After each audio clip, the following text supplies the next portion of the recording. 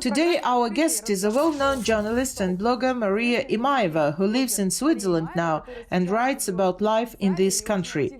Today we'll be talking about what was the lockdown like in the most prosperous country in the world. Hello, Maria. Hello, Polina. Judging by your social media posts, cheerful as ever, things are fine in Switzerland. As far as I know, the infection peaked in April and March, and after that the numbers went down. Is that so? Да, на самом деле сейчас всё спокойно и... Yes, now everything is good. We are back to our normal lives. The only difference is wearing masks, of course. Отличает сегодняшнюю нашу жизнь от прошлой. We wear masks in public transport, we wear them in stores. Носим маски в общественном транспорте, носим... I take French language courses. I also wear masks during the classes. It is obligatory for both students and teachers. И ученики, и преподаватели обязательно в маске. Вот и всё. How did you manage to overcome this with such success? Could it be because of the size of the country? Switzerland is the size of Karagandi region. Could that be the case? What do you think? Of course, Switzerland is 33 times smaller than Kazakhstan, and it's probably easier to manage a small country compared to a huge country like Kazakhstan. And probably people approached this more responsibly. When the lockdown was announced on the 13th of March, noting that everyone needs to stay at their homes, no one went anywhere, we all sat at home. We stayed at home in March and April. We don't have a balcony in our apartment. We have 2 children, so to get some air we stood near the entrance for 20 minutes and went up again. Everybody did the same. Nobody went anywhere, but the trains were not cancelled. They continued to run between cities. The transport system is very developed here and the trains ran empty. I know it because we live near the station and we see the trains pass by without a single passenger. No one went to the store unnecessarily, everyone stocked up on food. Of course, people were stocking up necessities, but everyone approached this very responsibly. Now we are told to wear masks. If someone enters the bus without a mask, other passengers would be shocked. How could it be? If we are told to wear masks, everyone should wear a mask. If we are told to stay at home, people stay at home. Maybe because of this responsibility, Switzerland has quickly overcome the crisis. What about the treatment? Was it at government expense or an insurance? Is hospital treatment generally expensive in the richest country in the world? Yes, very expensive. The first thing that tourists do when they come to the country is getting the insurance, because it is impossible to live here without it in case you get sick. I'll give an example. I recently had an anaphylactic shock. It costs 800 francs just to call an ambulance to pick you up and take you to the clinic. It's just an ambulance call. 12 hours of hospital stay, plus all the doctor's actions aimed at saving my life, all this plus an ambulance call costed 3,500 francs. Treatments are very expensive. Everything related to the coronavirus and any other diseases, all is covered by insurance. There are simply no such concepts as in Kazakhstan, paid medicine or free at government expense. Everything here is covered by insurance, absolutely everything, because for the individual covering, such costs are unrealistic. Абсолютно, потому что, покрыть самому человеку это нереально. В том числе и ковид, да, тоже лечится. COVID treatment is also covered by insurance. Yes, COVID treatment and testing. По страховке. Понятно. I read somewhere that there is a slow increase in COVID cases. Have you heard about it? Is the second wave expected? Честно говоря, вообще ничего не говорят. Ни про вторую волну, даже, мне кажется, Honestly, they don't say anything at all.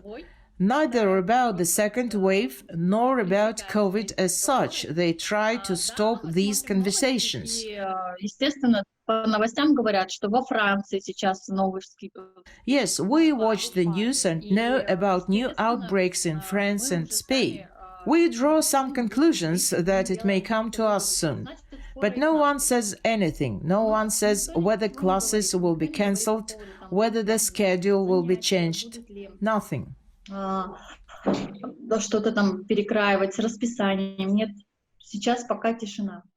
Recently, I read the good news that Kazakhstan was excluded from the list of countries upon returning from which it is required to be in quarantine. Do the Swiss know Kazakhstan? Я очень рада этой новости, но то, что Казахстан исключили из списка красных... Good news indeed, but the fact that Kazakhstan was excluded from the red list doesn't mean that the borders were opened. I really want to come to Kazakhstan to visit my parents, my family, because I miss them. We haven't been to our homeland for more than a year, but Kazakhstan hasn't yet opened its borders, and Switzerland hasn't opened its borders too. Therefore, we can't go. I am a citizen of Kazakhstan and will be let in, but my children are not citizens of Kazakhstan. They will let me in, but will they let me go back to Switzerland? This is also an open question, and I can't even risk going to Kazakhstan right now. В Казахстане, я скажу так, образованные слои населения. As to whether the Swiss know Kazakhstan, I will say this. The educated stratum of the population, of whom there are many, they know. In my French language classes, there are 95% of immigrants. They don't know. And so I tell them about it. The professors know everything. All the teachers know and say, you are from such a huge country. And many people know that it is a former Soviet country, and that it has borders with Russia and China. They know this, but the immigrants don't. I talk about our traditions and customs. I treat them with borsaks. Everyone is happy and everyone wants to visit Kazakhstan. Бурсаками всегда. Просто все счастливы и все хотят в Казахстан. Thank you very much. I am very happy for you. We have a lot to strive for, to be disciplined, at least to get out of this situation together. Thanks for this. Вместе всем выходить из этой ситуации. Спасибо за это. Я очень желаю, чтобы... I wish the borders between Kazakhstan and Switzerland to be opened soon. My husband is telling me that even when there was a lockdown, many organizations were helping people. They brought food and medicines for free. If you need it, if you don't have a job, you have no money. A number of funds has been formed. You call them, introduce yourself, and say that you need food. You are not asked what your salary is, why you need groceries, etc. They only ask how many people, how many children are there in the household, and put together a basket with food. And once a week they brought food to the house to people so that they wouldn't go anywhere. Они никуда не ездили. Я думаю, вот в этом главный... I think this is the main secret of the country, that everyone unites, that the state allocates money. In addition, during the pandemic, about 50 billion Swiss francs were allocated to small and medium-sized businesses to maintain funds and for food.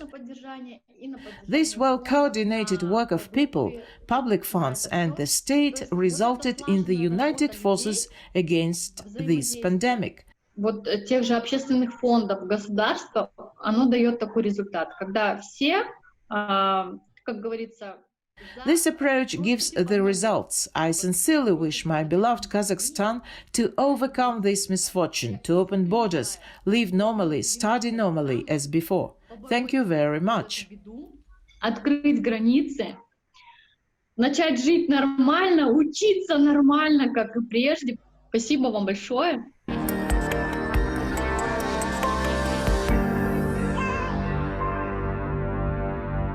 And now we have Spain on the call with us. This is Kazakhstani-born, a well-known journalist and producer Madina Abdrashitova. She lives in Spain for several years, actively posts on her page on social media. Let us hear from her personally how it was in Spain, how it is at the moment and how it will be. Hello friends, yes, I'm in Spain and just yesterday we broke a new record. Unfortunately, a bad record. The first country in the European Union to exceed 500,000 coronavirus cases. Of course, this is in total since the end of February over these 6 months. Still, it's the largest number of cases. Fortunately, although the statistics is high now, the disease has a milder form and there is a lot of asymptomatic patients. Nevertheless, the situation in Spain is not the best. Why? What is the reason? Many people wonder why. After all, we wore masks throughout the summer. You can't go outside or go to a store without a mask, unlike in other countries, like Great Britain, Austria, where you can already walk without a mask. In spite of this, we have a high number of cases. I can identify 2 reasons why this is happening. First, August is the holiday season in Spain. Even those who worked remotely close their companies and moved from one point in Spain to another in order to change the surroundings. That is by tradition. These are holidays. And naturally, a large migration entails a large number of infected people. This is probably a natural process. Now I think a week will pass and the situation will improve. The second reason is mass testing. On the eve of school year, all employees of universities, schools, kindergartens are tested because the classes are to be held offline in the classrooms. I think the number of cases has increased because of that, but these are mostly asymptomatic patients and their disease is mild. The number of hospitalized people has increased, but again, I'll say, much less than in the spring. I recently read in our news that the reason for the outbreak in Italy and Spain is in the Mediterranean diet. Supposedly, the disease is easier to fight off if you consume fatty meat in comparison to fish and fruits diet. No, of course, food has nothing to do with it. As soon as the lockdown ended, here in Spain it was called a period of heightened alarm. As it ended, all bars and restaurants were opened. The Spaniards love having breakfast, lunch or dinner in bars, just come to drink coffee or wine. They cannot live without it. And naturally, bars and restaurants are open every day. Of course, there are restrictions. The distance between the tables is 1.5 meters, but you can already sit at the tables and people move their chairs, and this distance is not maintained. And there you are just sitting without a mask, an opportunity to get infected. In this case, food matters. In some regions, people follow the instructions of the authorities more strictly, and in some, for example, in Catalonia, in many cities there, tables are set very close to each other. They think that while they are in a cafe or restaurant, there is no illness here. Alas, the situation there is more complicated than, say, in other regions. In our country, especially in the spring, people simply didn't believe the information. Despite the fact that you were ahead of us in terms of the disease, we read about it, but many people believed that this was not true. Was there any fake news in Spain that everyone believed in? As for the attitude of the people, whether there is a virus or not, here the country was split into 2. The Spaniards themselves believed, because the Spaniards, as a rule, like in Kazakhstan, have very large families. Many have grandmothers, great-grandmothers who live in homes for elderly people. These were the first victims of infection, because the elderly there are 90 years old. Unfortunately, they were the first to die, and people already understood the seriousness of the disease. Everyone has friends who had lost their relatives, mainly old people. But the foreigners who stayed here following the law is a different story. For example, we are Russian-speaking readers. Here in Spain, I have my own information portal and my own group.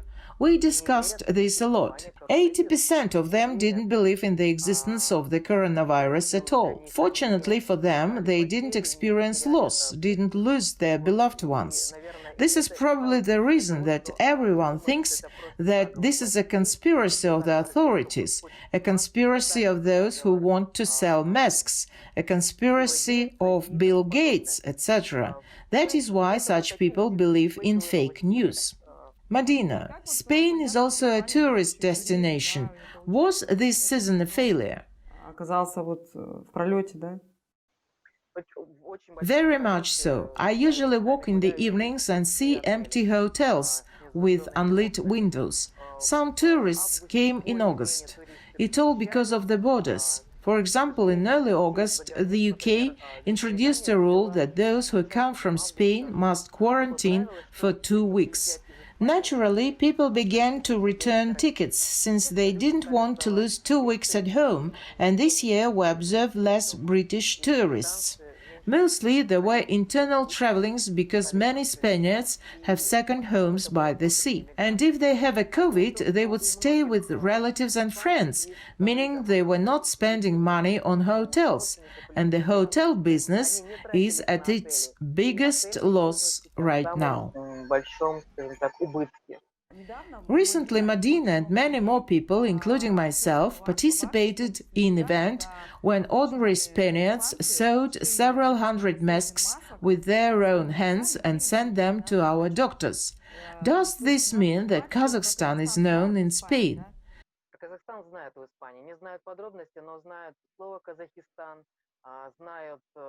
Yes, Kazakhstan is known in Spain. They don't know the details, but they know the word Kazakhstan. They know that this is a large oil country. They know that the territory is large, and they know the people. Not many Kazakhstanis live in Spain, but there are some. Even the simplest, poorly educated people know what Kazakhstan is. It is oil. And when my friends found out that at the beginning of June there was a difficult situation in Kazakhstan due to the coronavirus, they decided to take and sew masks for us, to provide emotional support, and you know how many people responded. The owners of fabric shops, even the pastor in the town where I live, called on their parishioners to collect materials, money, so that people could sew. Can you imagine? A Catholic pastor put all this effort to support Kazakhstan, which is so far away. The message was simple: let's help one another, because this is very important. Even in the period when it is more or less easy for you, you need to do good. How sincere were all the people who helped and with whom I managed to communicate. They were tearing up when they watched your episode about the gratitude of the doctors in Kazakhstan. It was very emotional. Indeed, doctors were so touched during that difficult period they were living in hospitals. When we brought those handmade masks, they really had tears in their eyes, because for so long no one paid much attention to them, and the support from such a distant country was very touching. Are you in touch with other Kazakhstanis? Do you support each other? Of course we are in touch, and during this period when I needed to hand over the masks, I met dozens of people from Kazakhstan who have been living here for a long time, because they have mixed families, and everyone provided help and support. This year we communicate less due to the fact that there are restrictions on movement. When the coronavirus began, when the pandemic began, we had no right to leave the house for 6 weeks. Only trips to the supermarket were allowed. Therefore, we missed several holidays, missed Nowruz. Usually people gather for holidays, make pilaf. This year we didn't gather. We have group chats, and in December I think we'll get together. And everyone who has a connection with Kazakhstan, not even Kazakhstanis, is happy to come. Мадина, спасибо за это. Madina, thank you for this interesting conversation. Take care of yourself. Summarizing our today's fascinating interviews with our compatriots in Europe, we can say that the pandemic can only be defeated by discipline. Take care and goodbye.